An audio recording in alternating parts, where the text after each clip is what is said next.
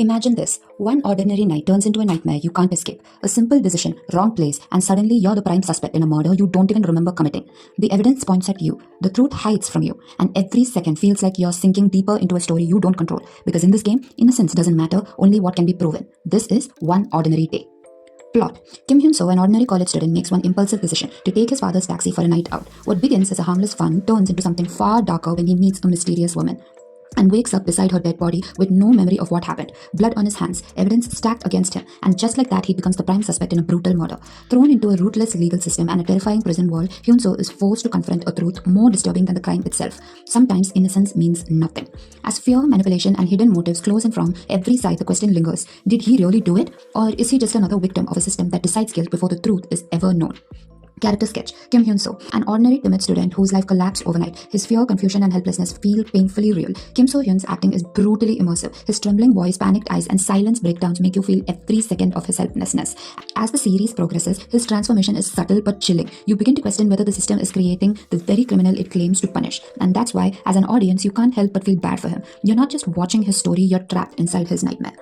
Shin Jung-han, a rough, underestimated lawyer who hides sharp, he takes on hopeless case in a system built to fail. Cha Sung-won keeps it subtle and realistic, showing quiet determination. He becomes Hyun-soo's only fragile hope. Do Ji-tae, a calm yet terrifying inmate who controls the prison. He offers protection but always with hidden motives. Kim Sung-kyung's cold, controlled acting creates constant tension. With him, survival always comes at a cost. What started as a frightened boy who just wanted to go home crying, begging, constantly repeating that he did not commit the crime, hoping someone would finally listen, in court his fears meant nothing, and in prison his fear only made him a target. He was beaten, humiliated, and pushed to his limit, yet he still stayed loyal to the gangster who controlled the prison even as the jailers themselves treated him worse than an animal. But slowly something inside him broke. The hope that once kept him alive disappeared, replaced by numbness and acceptance. He stopped caring about the judge's decision, stopped believing in justice, because deep down he knew that the system had already ruined him.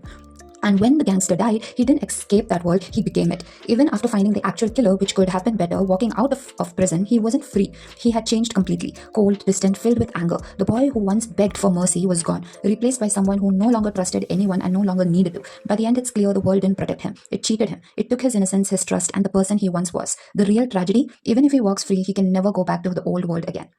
So, what would you do if the system meant to protect you failed you? If you woke up one day accused of a crime you did not commit and no one believed you? If inside those prison walls you were tortured and outside the world had already decided you were guilty? Would you keep fighting for the truth, or would you slowly become the person they think you are just to survive? Because sometimes the real horror story isn't crime, it's what the world turns you into after.